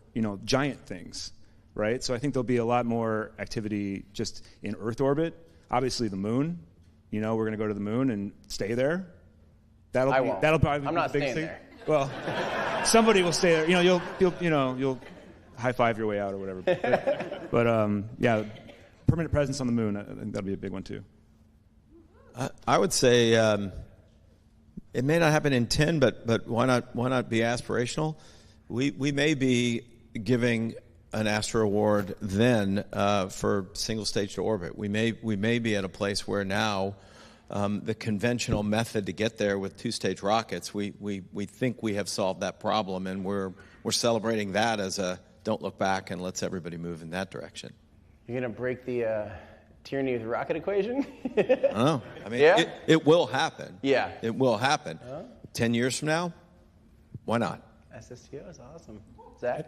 I think I'm really looking forward to the science. I was saying earlier, I've been wondering what dark matter is for, 20, 25 years. I want to know the answer. I think in addition to building things on orbit and seeing all the advancements in launch vehicles, the science we're going to be able to get done, I mean, that's what brought me into the industry, and that's what I think I'm looking most forward to. Yeah. Scott? So yeah, I mean, I think I'd like to go and say that what we're going to see is a change in the boundaries of where we think where the difficult parts are. Right now, getting to the ISS, that is still hard. But I think, if we get hundreds of tons to orbit, it's going to become much more commonplace. And the new boundary is going to be out at cislunar space, where you've got much harder missions, much more resources required to get there and stay there. So I think it's just going to be a change in perspective of what is difficult. Yeah. On that note, do you think there's any certain technology, SSTOs maybe, or, I feel like, fusion is always, 10 years, 15 years, perpetually away. What in spaceflight do you think could be one of those things that's, right there that might actually happen in the next 10 years? I would love to see more nuclear power in space. Yeah. Hell yeah. Got it. Yeah, stop being afraid. Let's do it. Yeah. Yeah, like as a nuclear propulsion, as in like... Nuclear propulsion, yeah. right. You can or nuclear power. And or nuclear power, yeah. Yeah. Bill? I think hydrocarbon boost, something along those lines that we can scale. If that's more a part of the equation, that gives us a lot of optionality and what gets built after that. Yeah. Zach? Dang, he stole my nuclear fusion answer. I really want to see that. He said fission, so you can go with fusion. Okay, I'll go with fusion. Why not? What did I say? I do think there needs to be a paradigm shift in the way we propel these rockets. Chemical can only go so far. It would be really cool to see something different. Everything else seems like tweaks around the margins, but if we could fundamentally redefine the way we're getting these things to go really fast into orbit, imagine what that could change. Yeah. Ironic that the Falcon guy didn't say fully reusable rockets in the next 10 years. That's too far away. We're going to have that next year. Okay. Yes. That's what I was hoping for.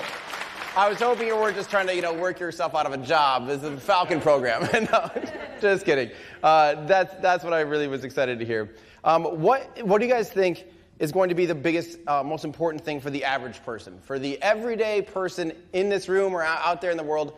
What do you think in space and/or space assets and/or space anything? What do you think is actually the most important thing that'll reach the average person? Cell phones from space. I mean, we're seeing it now, right? Everybody has a cell phone, and we've seen Starlink already demonstrating direct to everyday cell phones. Not like special satellite phones, the things that you're carrying in your pockets, and they just need to change the hardware in orbit. And that's what we're going to see 10 years. Everyone's going to have it. I agree. I think that people that are alive today, maybe not the older people, maybe the younger people, but they will be able to go to space if they want. Like the normal, if you want to be like buying an airplane ticket. Yeah. I think that's going to happen.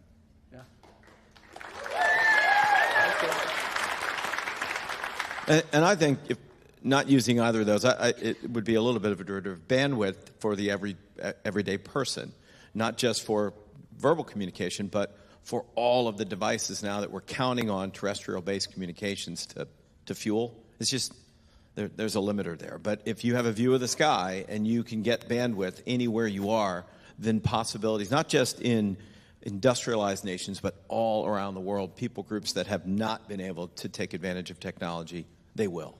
Mm-hmm. Worldwide cat video dominance. And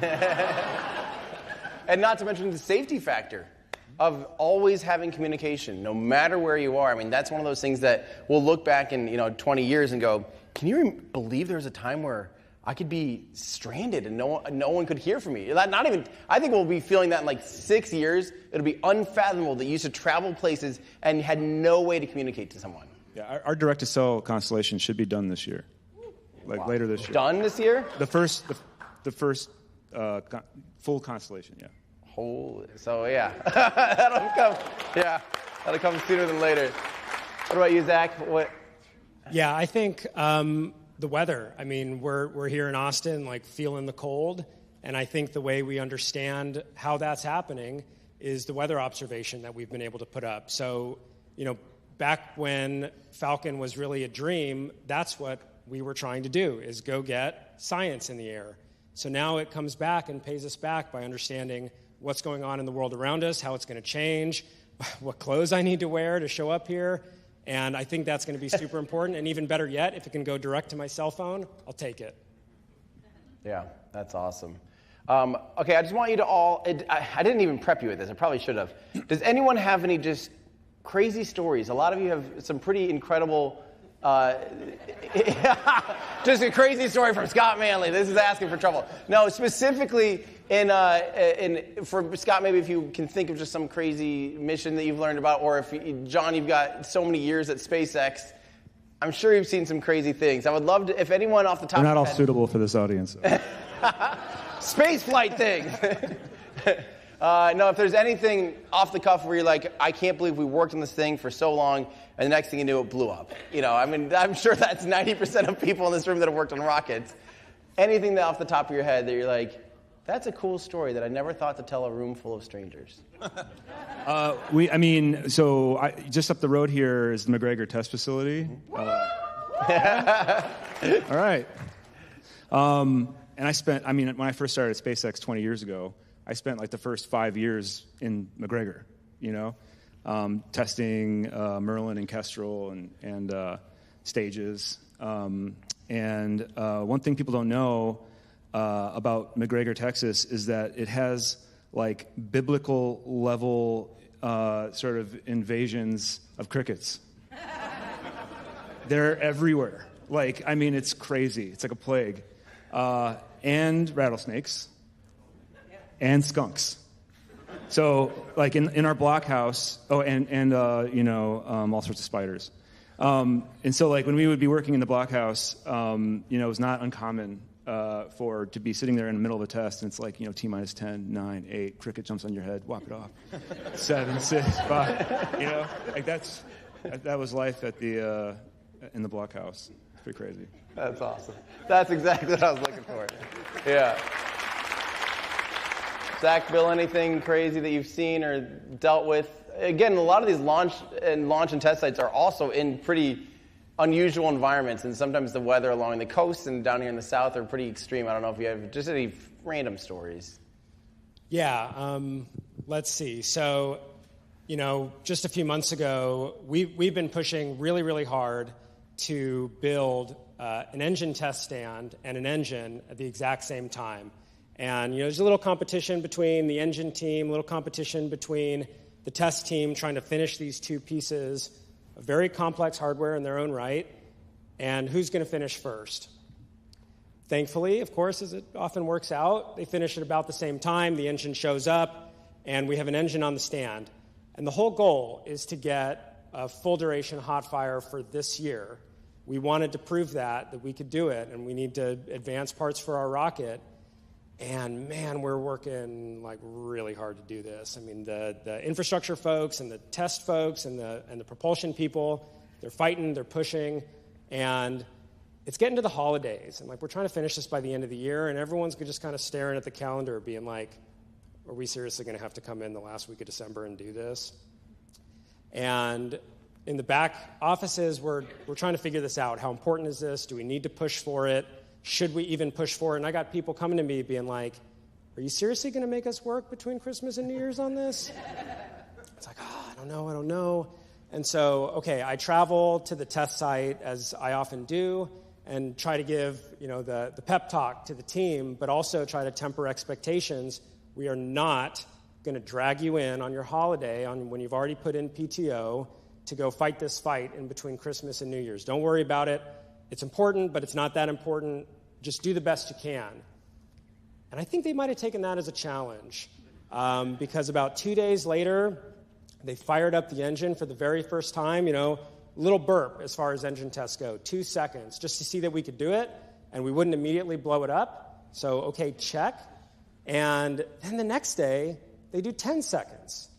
And at that point, I'm like, okay, great, hey, cool. Maybe you don't need to push it all the way. And they say, okay, we'll stand down for a day and we'll look at data, make sure we're getting it right. And I'm telling you, by the end of the week, they had everything, all the data analyzed, they had all the automation ready to go. Everybody is in the seat, excited to go. And we didn't even have the media people ready to handle this. They did the full duration hot fire on a Friday afternoon. And the media people are like, why didn't you give us any warning? And we were like, I'm not sure we expected to do this. But it just goes and shows you like what you can do when you believe and maybe try. And maybe when you remove the existential pressure of not getting to see your family over the holidays, we did it. The team did it. And it's freaking amazing to be a part of that.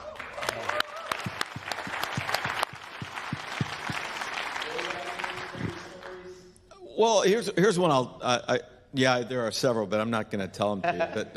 But one I will share. We talked about Victus Nox earlier, and just the pressure of doing that in compressed time frames and all the parallel path things that we had to do that previously had been done serially. So you literally have people running all over. And probably physically running, right? Physically running. For that time frame, you had to be physically running. You got work streams that were one right after another previously that are all converging and doing that. So it makes for a lot of coordination that's necessary. It puts a lot of stress on the console and on the launch director and the chief engineer. And so I happen to share the console with our chief engineer, Jordi Paredes Garcia, who's sitting right there. Yeah. So, Jordi, I don't know. We're closing in on the count, and we're getting in close to inside of 10 minutes. And when Jordi's upset at the rocket, he swears at it in Spanish. And my Spanish is pretty good. A lot of the things that he says you do not want to repeat to your, definitely. Around the Thanksgiving Day table, for sure. So Jordi's firing on this mission has to go. We've got a window, and we are hitting the 24-hour mark. And scrub on that mission was not an option. We had to get through it. And so you can feel it. There's tension in the room. We are closing in on it. We're this close. And Jordi starts swearing at the rocket in Spanish. And I'm thinking, we're not going to make it. Something's up. And he gets done, takes his headphones off, and he looks at me and he says, we're good. We'll go for lunch. All right. I have no idea what he said to the rocket, but it worked. So there's more than one way to make it go into orbit. That's awesome.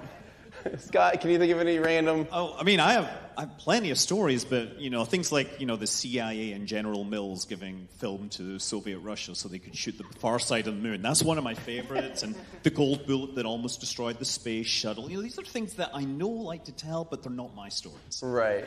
But there's a few stories I do kind of want to talk about. The final Delta II launch, back in 2018, went down there. Same pad as Firefly. That's right. The same pad. We got right out on that pad for that. We had all these interviews. The night before, we parked on the side of the road. We were looking for a place to shoot the rocket, and with cameras. With cameras, yes. Some suspicious people came up behind us on the road, and. Are you Scott Manley? It was John Krause, who I'm so glad to see him again. We had burger the other night. But that launch, we then went down to the pad. I drove my car out. It was a Chevy Volt, and it broke down next to the pad. And if you know the history, Delta II has one of the really spectacular failures. There was debris thrown everywhere, and there's these pictures of a parking lot where these cars are just burned out husks. They weren't going to, I don't know what they were going to do, but we had trouble getting that car out of there.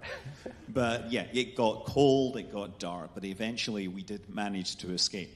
And after that, we had dinner at Chili's, and I met Mary Liz for the first time, who was telling me that, she's been obviously amazing at helping here, so, shout out to her. Yes. And so she told me, I'm going to be doing some music for the launch. That is fascinating. I love music. I'm a DJ, right? So we're at the launch, and counts down to 0. It starts going, and I'm screaming, yes! Because I'm sort of an excitable individual. I can't relate. Yeah, I know. And one of the other media guys came over afterwards, and he's like, not happy with you making all that noise. I'm like, you're on my... I've had this happen, and sadly more than once. And so the thing is, for the last few years, I've been thinking, oh my God, I remember Mary Liz, she was talking about doing this music, and I probably screamed all over her music. And so I had to apologize to her the first thing I met her here, and she was like, oh, I had headphones, I didn't notice. But, me and you, we've sort of talked back and forth for a long time, and there's been this sort of, curse where we never get to see each other. He would be in town, I would be out of town, I would be near him, he would be out of town, whatever. We finally got to meet in person at an event called Hot Nozzle Summer down in Mojave, right? Yeah. Friends of Amateur Rocketry. Janet, again, awesome. Thank you very much. It was a marvelous event. It was just post-COVID. I decided, okay, I got to do this in secret, put on the mask, face mask, and everything, and came up with a stupid Southern accent. Trying to introduce myself as a fan. And do you remember the other detail of this? You didn't even need to have a disguise on, because I have this thing. If I have sunscreen within 3 feet of me, it will be only in my eyes, and I will be crying. And this was the worst it's ever. I sat there laying down, having people flush my eyes for an hour, and I couldn't see anything. I remember you came up to me. I literally couldn't physically open my eyes, and you're like, I had no idea. Tim, I'm such a fan. Yeah. And I'm like, I don't know who this is, but I don't want to deal with this right now. Here's the thing. What I'm saying is, the people I'm seeing here are awesome people I've met in many fascinating and interesting places. And yeah, some of them did help, teach my kids how to throw smoke grenades and blow things up. But whatever, right? That is the circles we run in, and I love you guys. I love that. Yeah. Space-like community. All right, and we just have time for one more question. We're just going to make it fairly quick. But I just want to hear from you all personally and or on behalf of your companies. We kind of did more far-fetched. We did, last 10 years, next 10 years. Specifically, 2024. What are you most looking forward to just this year? You have 300 and what? I don't know. 41 days left or something. It's 51 days. IFT3 better make orbit. Orbit-ish. Yeah. Explosions are nice, but, We're ready. Yeah, we're ready for it. Yeah. I want to see a re-entry. Yes. Yeah. That'll be cool. John? 148 Falcon launches. Oh, yeah. 48. 148. That's not 12 times 12. No, because we had to take 4 from last year and add it to this year. Oh, jeez. Good luck. Wow. All right. Yeah, so we've talked a lot about, taking the inspirational to the aspirational, and then you kind of bring it into the practical. So much of what you plan, you eventually you get there, and it's time to, now make it happen. And so for Firefly, for 2024, Alpha's there. We're in launch cadence now. Every once a quarter, 4 times a year, we're going to launch that this year. We'll put Elytra, our orbiting spacecraft. It'll go up on Flight 7 this year. Blue Ghost 1 will touch down. It'll launch and perhaps touch down at the very end of the year on the Eclipse mission that it is flying on this year. And we'll deliver or come very, very close to delivering the first stage of the A330 on the larger rocket this year. So 2024 for us is a big year of, we've been talking about it. The team has put a lot of their effort into it, but this is it's happening for us this year. So it'll be a big year. Lots of nominations for Astro Awards next year. So yeah. Yeah, and if I recall, yeah, absolutely. Yeah. If I recall correctly, you two are actually going to be working together for the lunar lander mission, right? We are. Yeah, Blue Ghost will fly on a Falcon 9. That's Blue Ghost 1 and super Blue Ghost exciting. 2. Yeah. How cool is it though that we have all these people, and yes, there's kind of that competitive spirit, but there is a lot that has to come together from all different walks of life and around the world and from different companies working together. It's Team Space. Team Space, baby. Yeah, That's right. Yep. I don't know if that's readily apparent that when someone else is on the pad getting ready to launch, or somebody is trying to make an attempt, every one of us is rooting. Success in space for one of us means success in space for all of us. When someone doesn't make it, you feel that pain in your company, in your organization, whether it was yours or not. And so, yeah, we have lots of competitive mates. We want to win every single time it's us versus somebody else when there's a contract to be awarded. But we're rooting for everybody to succeed. Fantastic. We're all space enthusiasts. Yeah, exactly. Yeah, couldn't agree with that more. It is so fun watching y'all launch, I got to say. For us, Terran R is the big focus. We're already building engines, so we're going to see a lot more blue fire coming out of the correct end of those. Hopefully, and maybe a little bit elsewhere. That's how engine testing goes. Terran R, we're going to be making 18-foot diameter tanks this year, qualifying them, getting through structural acceptance, and then, of course, that requires big infrastructure. You need infrastructure to test it. Long Beach has big infrastructure. Our Stennis test site has engine stands and dedicated stage hot fire stands. Our LC-16 launch pad in Cape Canaveral is getting a full facelift to handle this massive, massive rocket. And that's all this year. So I think by the end of the year, this launch system, from rocket, infrastructure, team, procedures, everything, it's undeniable. It's real. You can go see it. You can touch it. You can test it. And I'm pretty stoked about that. I love it. All right, everybody. Thank you all so much for these wonderful individuals for coming up here and entertaining us and giving us even more knowledge. Let's hear it one more time for our panel participants. Go ahead, and we'll wrap up here. I just have a few more words to say. You guys can, I think there's a little hand mics on down there. Thank you, guys. So just before we wrap up here, as you can tell, if I had tried to do this by myself, I'm going to lean on the lowest thing on stage.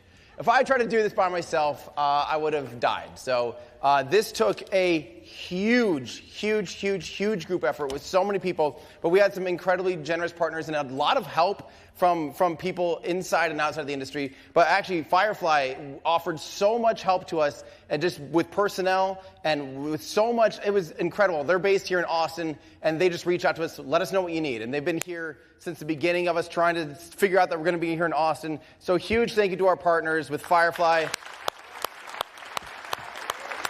We really couldn't have done it without them. It was just even the support, knowing that someone, hey, let us know if you need someone to run this here or there. I mean, they came through big time. So, but we also have, I'm excited to let you know that we also have a general admission after party with Starbase Brewing. Can I get that? There's a little thing that shows the address, so I don't get it wrong. I think we'll also have it up at AstroAwards2024.com. Yeah, the address is available at AstroAwards2024. And maybe in my ear, I'll get the name of the place again.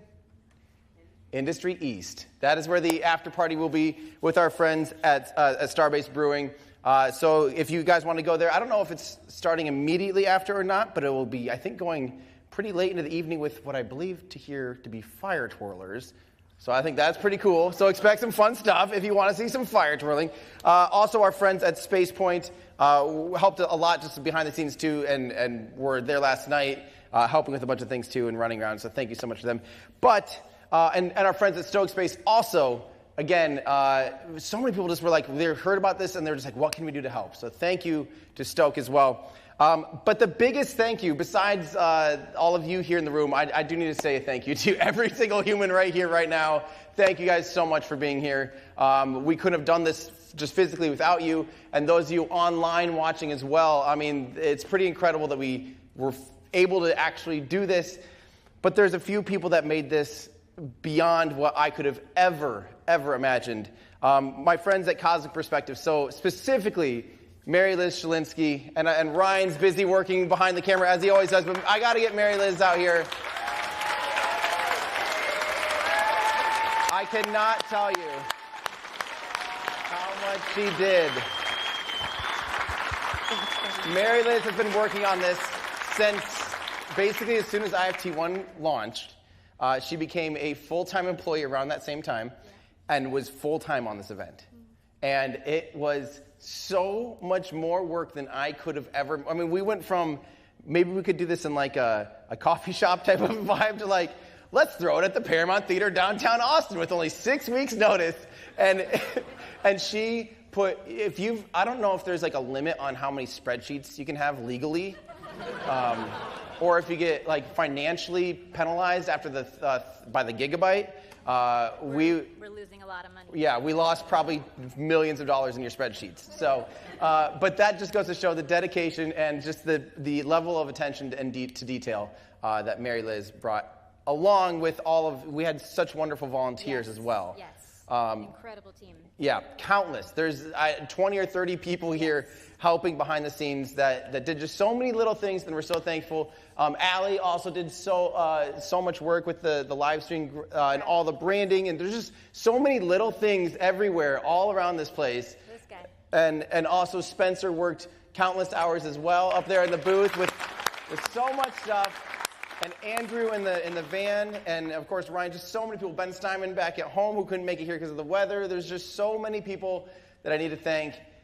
But I hope that I did an okay job, because I'm so thankful from the bottom of my heart for you and everyone making this possible. Dude, this was your vision. I'm so proud of you. Thank you. Thank you, Mary Liz. So proud. All right, everybody. I think that's going to do it for me. Stick around here for a little bit. We have some merchandise in the lobby. But again, head on over to, what's it called? Something? Industry East. This is why I love you guys. I don't even... Industry East later tonight for a little after party. But I'll be hanging out with some people here. But thank you guys so much for tuning in and for coming in person to the very first Astro Awards 2024. Thank you guys all so much.